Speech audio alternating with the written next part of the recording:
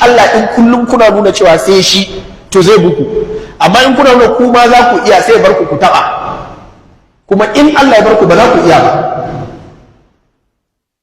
Don haka da gaske nake wallahi har yanzu addu'ar da muke bata kai addu'ar da ya kamata mu yi ba. Wani kiyamun laili ne muke yi, sahabbai fa qalilan min al-layli ma yahja'un, da su Allah yake yi. A wayi gari kuma bil ashabi hum yastaghfirun, ana tashi kuma a tafi wurin yaki,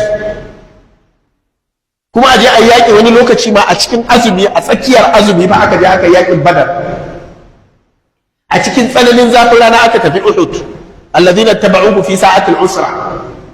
Amma a hakan ba duk in an tsaya fa za a kwana ana addu'a ne, ana sallah, gobe kuma a je a wuni ana yaki kafin aka samu cin nasara.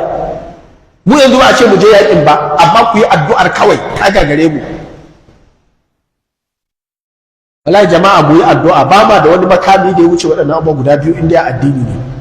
Mu riƙe Allah mu koma gare shi sannan mu roƙe shi.